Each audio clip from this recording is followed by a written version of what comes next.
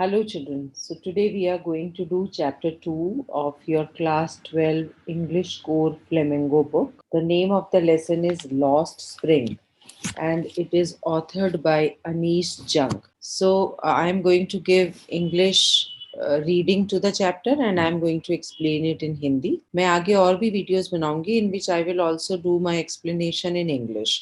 So that you can use it as per your convenience. अब इस lessons के objectives क्या हैं? सबसे पहले मैं आपको ऑथर के बारे में बताऊंगी, उसके बाद लाइन बाय लाइन एक्सप्लेनेशन दूंगी पूरे टेक्स्ट का. Then I am also going to discuss metaphor, simile and hyperbola जो इस चैप्टर में यूज किया गया है, and I will also give you the meaning of difficult words.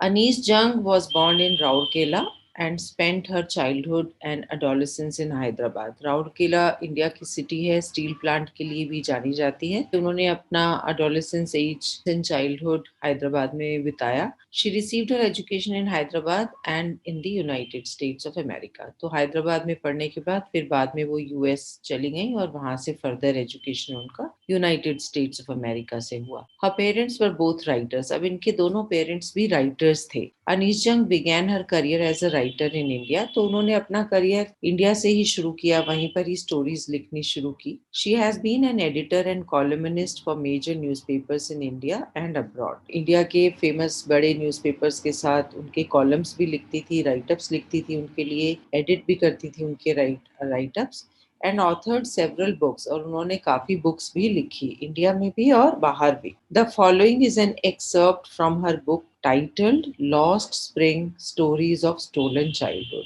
तो अभी जो आप ये लॉस्ट स्प्रिंग चैप्टर पढ़ने वाले हैं, ये अनीश जंग की एक बुक है जिसका टाइटल है, जिसका नाम है lost spring stories of stolen childhood. ये उसका एक्सर्प्ट है. एक्सर्प्ट मीन्स इस बुक में से थोड़ा सा ये हिस्सा लिया गया है, थोड़ा सा ये एक्सट्रैक्ट लिया गया है. Here she analyzes the grinding poverty and traditions which condemn these children to a life of exploitation. तो अब इस चैप्टर में हम क्या पढ़ने वाले हैं? हम पढ़ने वाले हैं कि जो ग्राइंडिंग पॉवर्टी जो इंडिया की में गरीबी है जो खत्म ही नहीं होती है, और यहाँ की जो ट्रेडिशंस गलत चीजों की तरफ भी कभी कभी हम बिलीव करने लग जाते हैं, उसकी वजह से बच्चों की जिंदगी कैसे एक्सप्लॉइट हो रही है, उनको कैसे, उसके बारे में हम इस चैप्टर में पढ़ेंगे. अब ये चैप्टर स्टार्ट करने से पहले मैं ये बता दूं कि इस चैप्टर में दो स्टोरीज हैं. एक है समटाइम्स आई फाइंड अ रूपी इन द गार्बेज, ये साहिब आलम की स्टोरी है, और इसी चैप्टर का दूसरा पार्ट है जिसमें हम दूसरी स्टोरी पढ़ेंगे. वो स्टोरी है I want to drive a car. वो एक और बच्चे की है जिसका नाम मुकेश है. Why do you do this? I ask Sahib whom I encountered every morning scrounging for gold in the garbage dumps of my neighborhood. So अब यहाँ पे आई जो है, ये आई स्टोरी टेलर के लिए है, ये आई जो है ऑथर के लिए है. अनीश जंग जो है वो पूछती हैं, किससे पूछती हैं? साहिब से, कि तुम ये क्यों करते हो. और वो उसको कहाँ मिलती थी? वो उसको मिलती थी रोज सुबह, देखती थी कि वो कूड़े के डंप में, गार्बेज डंप में सोना ढूंढ रहा होता था. स्क्राउंजिंग मीन सर्चिंग. अब ये जो ये यहाँ पर बोला गया है कि सोना ढूंढ रहा होता था, वो सचमुच सोना नहीं ढूंढ रहा होता था. ये मेटाफर है यहाँ पर बच्चों. मेटाफर मतलब कि जब हम किसी चीज का इनडायरेक्ट कंपैरिजन करते हैं, तो यहाँ सोने का मतलब है कि वो काम की चीजें जो साहिब को चाहिए होती थी, जैसे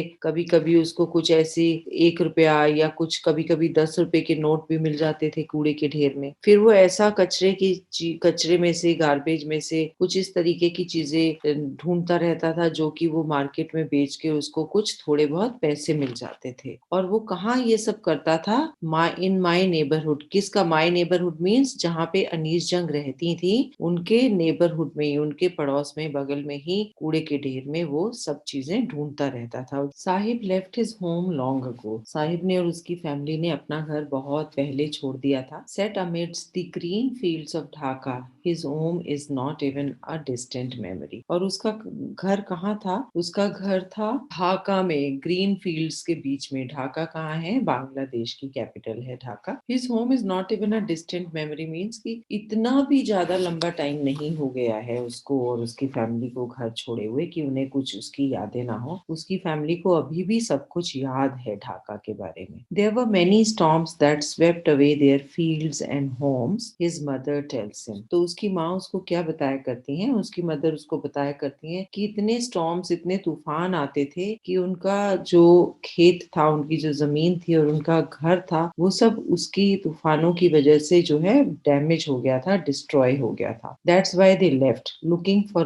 gold in the big city where he now lives. इसलिए उन्हें वो ढाका छोड़ना पड़ा, looking for gold in the big city, बड़े शहरों में आके गोल्ड को ढूंढने के लिए, ताकि वो आराम से रह पाए। फिर से मैं आपको बताना चाहूंगी कि ये मेटाफोर है यहाँ पर। जैसे यहाँ पर गोल्ड का मतलब है कि पैसा, मनी, मीन्स ऑफ लाइवलीहुड, की कुछ ऐसा काम जिससे वो अपना गुजारा कर सकें, वो अपना घर चला सकें। अब मेटाफोर और सिमिली में डिफरेंस क्या होता है? सिमिली होता है डायरेक्ट कंपैरिजन, जैसे कि उसमें हम यूज करते हैं लाइक। मैं आपको कुछ एग्जांपल्स देती हूँ। ही डांसेस लाइक अ पीकॉक। अब ये सिमिली है, उसके डांस को पीकॉक के साथ कंपेयर कर रहे हैं। अगर इसी चीज को हमें मेटाफोर में कन्वर्ट करना हो तो हम बोलेंगे ही इज अ पीकॉक। और एग्जांपल देती हूँ, he is clever like a fox. ये सिमिली हो गया, हम फॉक्स का उसकी क्लेवरनेस के साथ कंपैरिजन कर रहे हैं। अगर इसी को मैं मेटाफोर के तरीके से बताना चाहूँ तो मैं बोलूंगी he is a fox. I hope you have understood the difference between simile and metaphor. I have nothing else to do, he mutters, looking away. Sahib बोलता है कि मैं गार्बेज डंप्स में इसलिए सामान ढूंढता हूँ, इसलिए चीजें ढूंढता हूँ क्योंकि मेरे पास और कुछ करने को है ही नहीं। He mutters, mutters का मतलब है कि बहुत स्लो और लो वॉइस में ये बोलता है, looking away, और वो ये बोलते हुए अपना साइड की तरफ फेस कर लेता है। गो to school, I said glibly, realizing immediately how hollow the advice must sound. Anees Jung उसको क्या बोलती हैं कि क्यों नहीं है तुम्हारे पास कुछ करने के लिए, तुम स्कूल जाओ। आई से ग्लिबली, अब ये ग्लिबली का मतलब है सुपरफिशियली, मतलब कि वो उसको ये बोलती तो है कि स्कूल जाओ, लेकिन उनको ये चीज रियलाइज होती है, वो एकदम ये समझ जाती है कि जो ये एडवाइस या सलाह उसको दे रही हैं वो बहुत ही आर्टिफिशियल, बहुत सुपरफिशियल है। बिकॉज साहिब की जिंदगी में वो कंफर्ट नहीं है, वो प्रिविलेजेस नहीं है कि वो स्कूल जा सके। उसके उसके परिवार को तो 2 टाइम का खाना भी नहीं मिलता।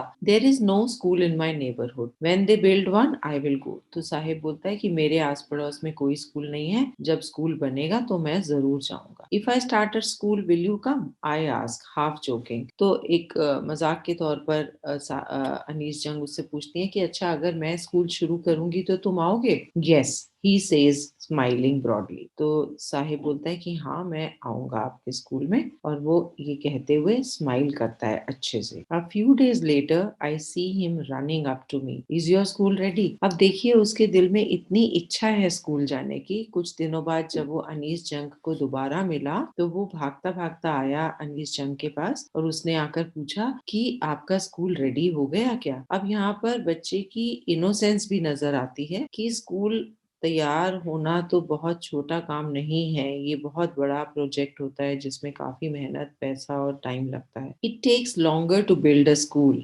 आई said embarrassed at having made a promise that was not meant। तो राइटर अनीस जंग उसको बोलती हैं कि स्कूल बनाने में बहुत लंबा टाइम लगता है, और वो इस चीज पर एम्बेरस्ड भी फील करती हैं। एम्बेरस मतलब कि उनको शर्म, अशेम्ड फील करती हैं, उनको शर्म आती है क्योंकि उन्होंने साहिब को ऐसा प्रॉमिस कर दिया था जो वो होने वाला नहीं था। मतलब वो अनीस जंग की कोई ऐसी प्लानिंग नहीं थी कि वो स्कूल खोलेंगी, तो उन्हें अब उस चीज पर अपने आप पर शर्म आ रही। But promises like mine abound in every corner of his bleak world. तो बोलते हैं कि ऐसे फॉल्स प्रोमिसेस जैसे कि मैंने किया साहिब की जिंदगी में बहुत भरे हुए थे, काफी भरे हुए थे। ब्लीक वर्ल्ड मीन्स उसकी वो डल, उसकी वो दुख भरी, उसकी वो डार्क दुनिया जो उसकी थी, जो उसकी जिंदगी थी, उसमें इस तरीके के बहुत प्रोमिसेस थे। लोगों ने उसको टाइम टू टाइम प्रॉमिस किया होगा कि आप अमीर हो जाओगे, आप स्कूल जाओगे, आप अच्छा खाना खाओगे, तो इस तरीके की प्रोमिसेस की कोई कमी नहीं थी उसकी जिंदगी में। After months of knowing him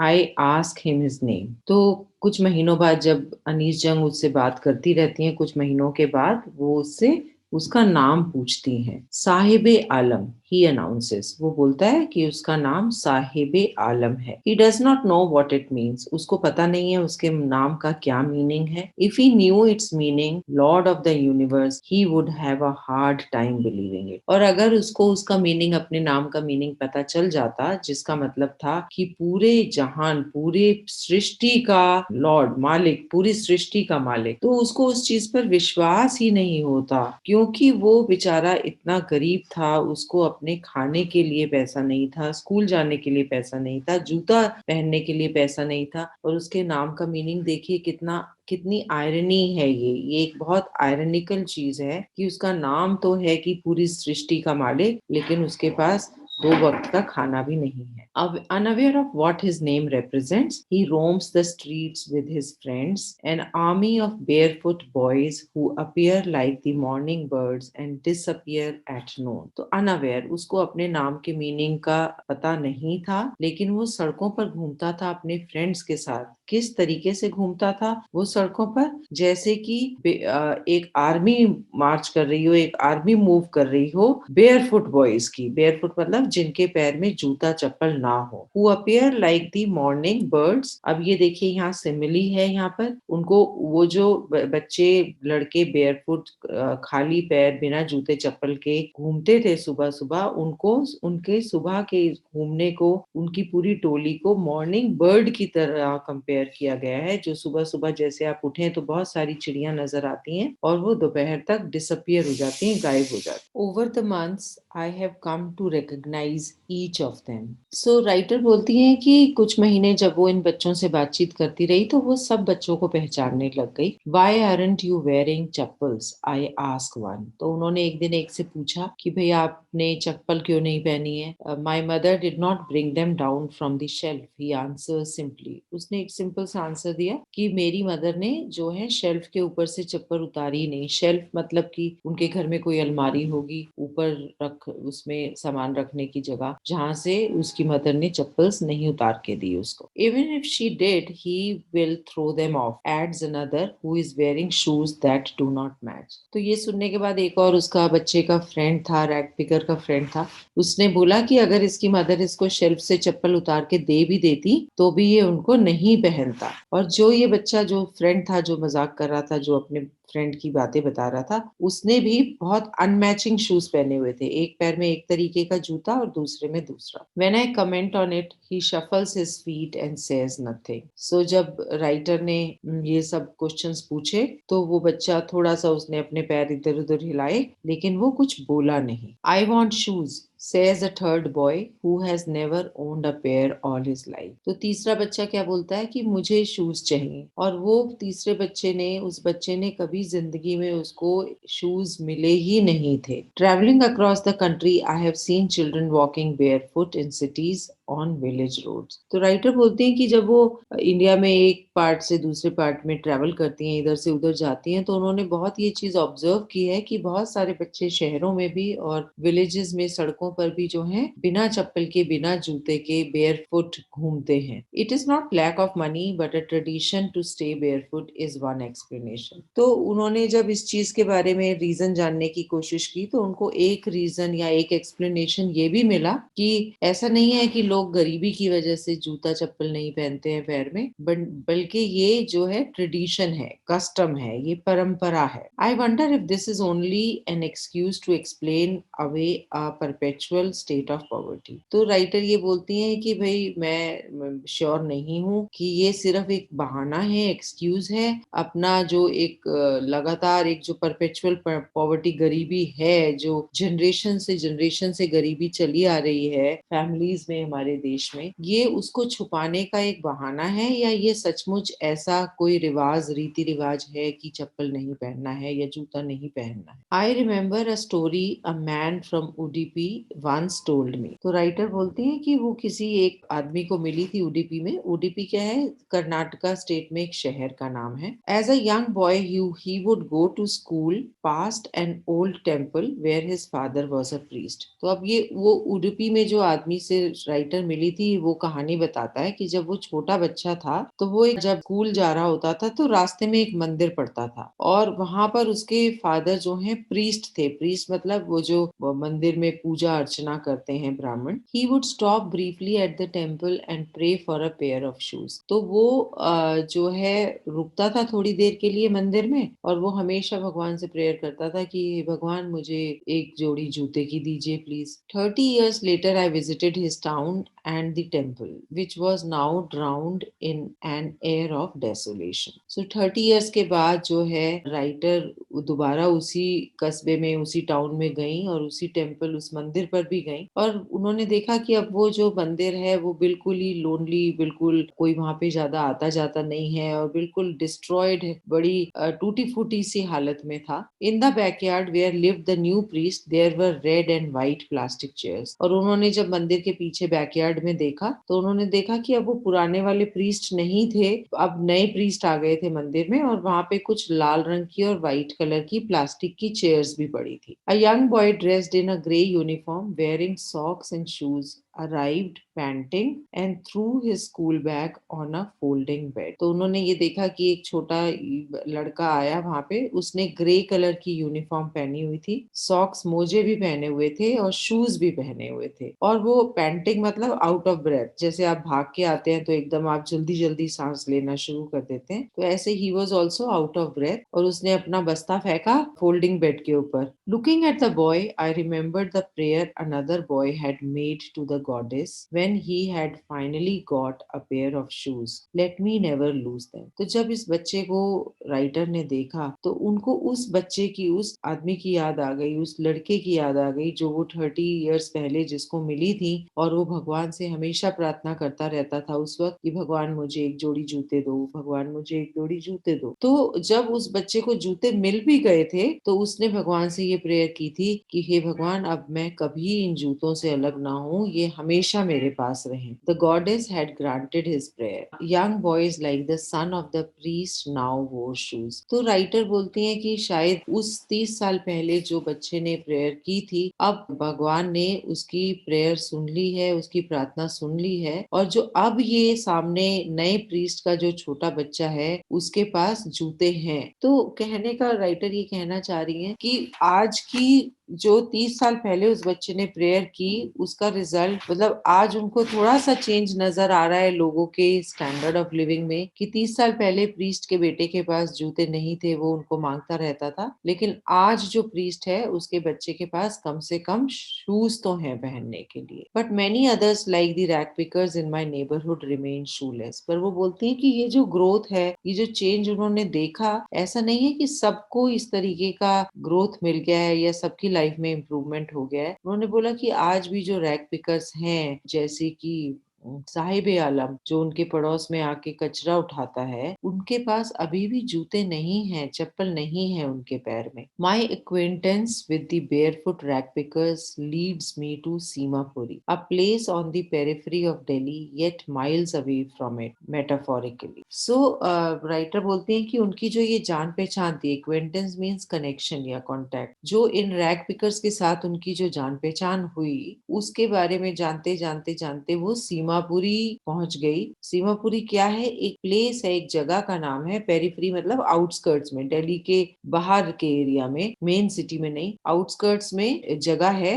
और वो बोलती हैं कि वो दिल्ली के पास ही है लेकिन फिर भी वहां से वो मीलों दूर है। यहाँ पर मेटाफोरिकली यहाँ पे राइटर का कहने का मतलब है कि सीमापुरी था तो दिल्ली का ही हिस्सा, दिल्ली के आउटस्कर्ट्स में था, लेकिन जो दिल्ली की शानो शौकत थी, जो दिल्ली का प्रोग्रेस था, जो दिल्ली की प्रोस्पेरिटी थी, वो अभी सीमापुरी के लोगों तक या सीमापुरी तक नहीं पहुंचा था। दो जोग्राफिकली सीमापुरी दिल्ली के बिल्कुल पास ही था। Those who live here are squatters who came from Bangladesh back in 1971। तो अब ये सीमापुरी में रहने वाले जो गरीब लोग थे वो कौन थे? वो स्क्वाटर्स थे। स्क्वाटर्स कौन कौन लोग होते हैं? जो कि बाहर से या कहीं से आए हुए होते हैं। वो जिस जमीन पर या जिस झोपड़ी में घर में रह रहे होते हैं वो उनका अपना लीगली उनका लैंड नहीं होता, वो उन्होंने ऐसे ही बिना लीगल राइट्स के वहां पे ऐसे ही झुग्गी झुगड़ी बना के वो रहने लगते हैं, उनको स्क्वाटर्स बोलते हैं। तो ये स्क्वाटर्स थे, ये वो लोग थे जो बांग्लादेश से 1971 में इंडिया आए थे। Saheb's family is among them. Seemapuri was then a wilderness. So Saheb की फैमिली भी इन्हीं स्क्वाटर्स की फैमिलीज में से एक है, और सीमापुरी उस टाइम में विल्डरनेस मतलब बिल्कुल जंगल हुआ करता था। It still is,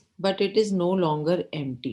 In structures of mud with roofs of tin and tarpaulin, devoid of sewage, drainage or running water, live 10,000 rag pickers. Anees जंग बोलती हैं कि अभी भी ये जंगल ही है, लेकिन अभी ये खाली नहीं है, अभी यहाँ ये भरा हुआ है, यहाँ पर लोग रहते हैं। मट्टी के स्ट्रक्चर, जो मट्टी के घरों में, जिनकी छत जो है या तो टिन से बनी है या तारपुलिन से बनी हुई है। डिवॉइड ऑफ सीवेज, डिवॉइड मतलब विदाउट, कि वहां पे कोई सीवेज फैसिलिटी नहीं है, रनिंग वाटर या ड्रेनेज की फैसिलिटी नहीं है कि पानी या नालियों में जाएगा या कैसे जाएगा। और वहां पर करीब उनके हिसाब से 10,000 रैग पिकर्स रहते हैं। They have lived here for more than 30 years. अब देखिए, उनको वहां पर रहते हुए 30 साल हो चुके हैं, विदाउट एन आइडेंटिटी। लेकिन 30 सालों में भी उनकी कोई आइडेंटिटी नहीं है, उनकी कोई पहचान नहीं है सोसाइटी में या देश में। वो without permits but with ration cards. उनके पास कोई रहने का परमिट नहीं है, कोई आईडी कार्ड नहीं है, सिर्फ उनके पास एक ही चीज है, वो है ration card that get their names on voters list and enable them to buy grain. अब राशन कार्ड से उनको क्या है कि वो उनका नाम वोटर लिस्ट में आ जाता है और उनको राशन मिल जाता है ताकि वो अपना पेट पाल सके। तो वो एक इस तरीके से जी रहे हैं जिनकी कोई पहचान नहीं है। Food is more important for survival than an identity. अब उनके पास आइडेंटिटी कार्ड नहीं है। जो राइटर एक बहुत दुख वाली बात सामने लेके आती है कि जीने के लिए फूड खाना ज्यादा इम्पोर्टेंट है बजाय कि आइडेंटिटी होना। आइडेंटिटी होना तो एक बहुत प्रिविलेज की बात है। If at the end of the day we can feed our families and go to bed without an aching stomach, we would rather live here than in the fields that gave us no grain. Say a group of women in tattered saris when I asked them why they left their beautiful land of green fields and rivers. तो एक group of women जो कुछ औरतें writer को मिलती हैं जिन्होंने tattered मतलब फटी हुई साड़ी पहनी हुई थी, और राइटर ने, अनीस जंग ने उनसे पूछा कि आप अपना इतना सुंदर देश जहाँ पर इतनी ग्रीन फील्ड्स हैं, इतनी अच्छी नदियां हैं, वो छोड़कर क्या क्यों आए यहाँ पर। तो वो बोलती हैं कि अगर हमें दिन का खाना, दिन में खाना मिल जाए अपने फैमिलीज को पालने के लिए, और हमें सोते वक्त हमारे पेट में भूख की वजह से दर्द ना हो, तो हम यहाँ पे रहना ज्यादा पसंद करेंगे बजाय उन हरे भरे खेतों में जहाँ से हमें कुछ एक दाना भी वापस ना मिले। Wherever they find food, they pitch their tents that become transit homes. तो इन लोगों को जहाँ भी खाना मिलता था, जहाँ भी उनको दिखता था कि यहाँ पे खाना या कुछ कमाई का साधन है, ये लोग खाना खा पाएंगे, तो वो अपना टेंट वहीं पर ही लगा लेते थे। पिच मतलब टेंट गाड़ना, और वो एक ट्रांजिट होम्स बन जाते थे, एक उनके टेम्परेरी से घर बन जाते थे उनके। Children grow up in them becoming partners in survival, and survival in Seemapuri means rag picking. और जो उनके बच्चे हैं वो भी इन्हीं टेंट में ही बड़े होते थे और अपने पेरेंट्स के साथ वो पार्टनरशिप कर लेते थे। किस तरीके की पार्टनरशिप? एक जीवन को जीने की पार्टनरशिप, कि वो सरवाइव कर सकें, वो जी सकें। और सर्वाइवल का मतलब सीमापुरी में क्या था कि कचरे के ढेर में से जाकर चीजें बीनना और फिर उनको बेचना। Through the years it has acquired the proportions of a fine art. तो अब राइटर क्या कहती हैं कि थ्रू द इयर्स, की जो काफी सालों से ये रैग पिकिंग का काम कर रहे हैं बच्चे और उनकी फैमिलीज, ये जो है एक फाइन आर्ट की तरह बन गया है। वो इतना बारीकी से और इतना अच्छे से वो काम करना शुरू कर दिया है उन लोगों ने, कि जैसे एक आर्टिस्ट अपनी आर्ट को एंजॉय करता है और वो उस चीज में एक्सपर्ट हो जाता है, सिमिलरली ये भी इनके लिए भी एक फाइन आर्ट की तरह ये बन गया है। ये इसमें एक्सपर्ट हो चुके हैं, उसके बारे में, रैग पिकिंग के बारे में सब कुछ जान चुके हैं। Garbage to them is gold, and ये मेटाफोरिकली यहाँ पर यूज किया गया है। सचमुच गार्बेज गोल्ड नहीं है, लेकिन गार्बेज उनके लिए गोल्ड के बराबर है, क्योंकि इसी गार्बेज से उनका जीवन यापन होता है, उनकी जिंदगी चलती है। It is their daily bread, a roof over their heads, even if it is a leaking roof, but for a child it is even more. तो अभी अनीस जंग बोलती हैं कि ये इनका डेली ब्रेड था, मतलब कि इसी से, इसी काम से से इनको खाना मिलता था, इसी काम से इनके सर के ऊपर छत थी। भले ही वो टूटी फूटी छत थी, भले ही बारिश में उसमें से पानी गिरता था, लेकिन उनके लिए बहुत बड़ी चीज थी। और स्पेशली बच्चों के लिए तो ये पूरा जहान ही था, सब कुछ ही था इन बच्चों के लिए ये। I sometimes find a rupee, even a 10 rupee note, Sahib says, his eyes lighting up. तो साहिब क्या बोलता है कि कभी कभी कचरा बीनते वक्त, गार्बेज पिकिंग के टाइम उसको एक रुपया भी मिल जाता है, और कभी कभी तो वो बोलता है उनको 10 रुपीज का नोट भी मिला है। और साहिब ये बोलते बोलते उसकी आंखें लाइट अप हो जाती हैं, मतलब वो इतनी खुशी होती है उसको ये बात भी सोचकर कि उसको कभी कभी 1 रुपया और 10 रुपीज का नोट मिला है, कि उसकी आंखों में वो चमक देखने को मिलती है। When you can find a silver coin in a heap of garbage, you don't stop scrounging, for there is hope of finding more. तो अभी क्या बोलता है साहिब, वो बोलता है कि कभी कभी जब सिल्वर कॉइन या 1 रुपी कॉइन उसको गार्बेज में मिलता है, उस वक्त वो बहुत होपफुल हो जाते हैं कि 1 रुपया मिला है, शायद आगे और भी पैसे मिले। It seems that for children garbage has a meaning different from what it means to their parents.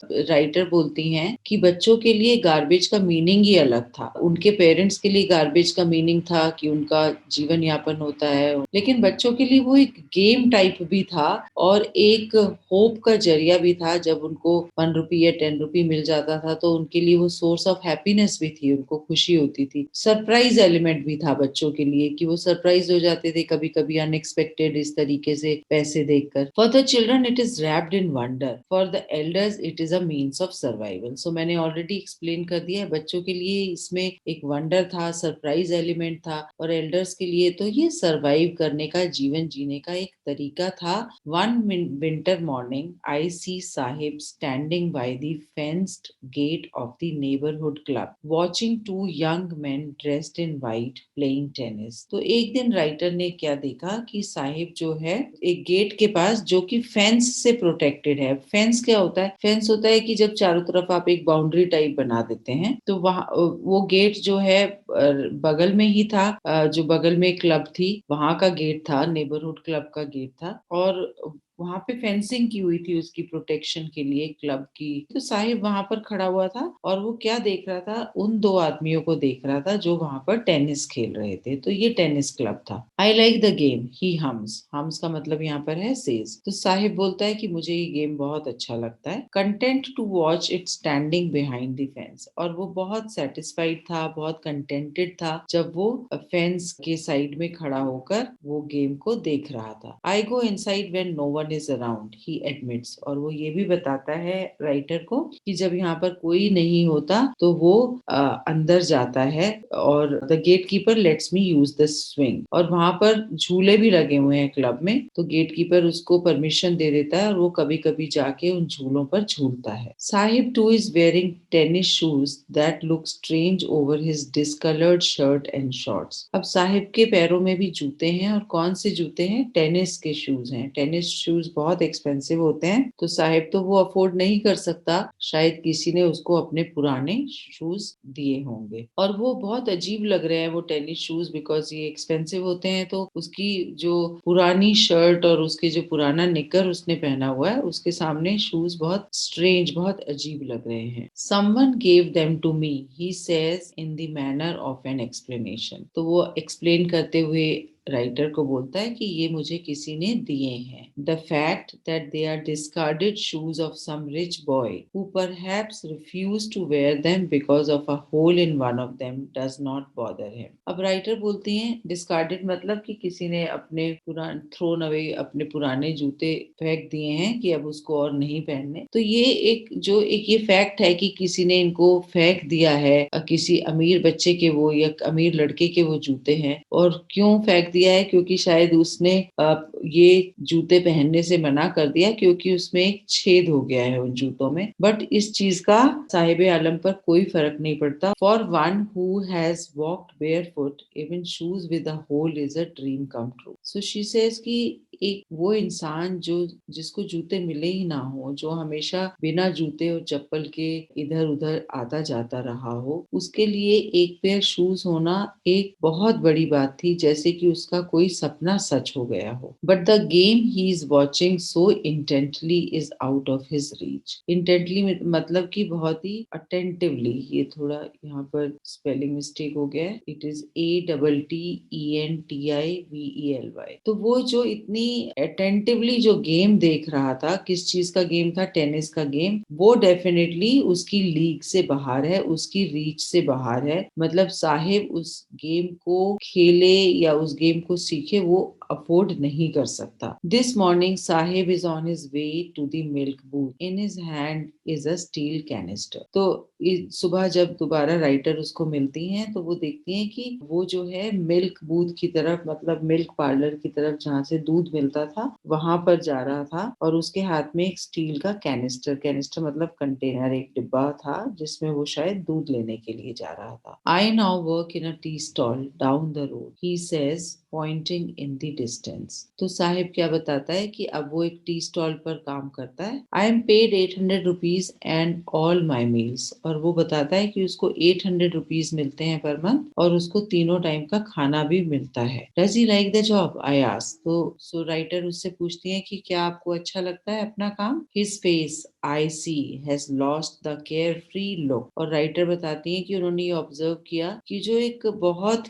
Free वाला लुक था, एक केयर फ्री लुक था साहिब आलम के फेस पर, कि उसको किसी बात की ज्यादा चिंता नहीं थी, कोई जिम्मेदारी इतनी नहीं थी उसके ऊपर। वो लुक जो फ्री फ्रॉम रिस्पॉन्सिबिलिटी बोल सकते हैं आपके केयर फ्री लुक को, वो लुक अब उसके फेस पर नहीं था। The steel canister seems heavier than the plastic bag he would carry so lightly over his shoulder. तो यहाँ पे दोबारा से मेटाफोरिकली बोला गया है कि जो स्टील का डिब्बा साहिब आलम लेकर जा रहा था, उसका वजन जो है उस प्लास्टिक बैग से बहुत ज्यादा था, जिस प्लास्टिक बैग में वो गार्बेज इकट्ठा करता था। अब वजन लिटरली ज्यादा नहीं था, ये मेटाफोरिकली दोबारा यहाँ पर मीनिंग है कि जो वो जॉब कर रहा है टी स्टॉल पर, वहां पे जो रिस्पॉन्सिबिलिटी उसके कंधों पर है, उस रिस्पॉन्सिबिलिटी का वेट जो है बहुत ज्यादा है कंपेयर टू द वेट जब वो गार्बेज पिकिंग करता था। The bag was his.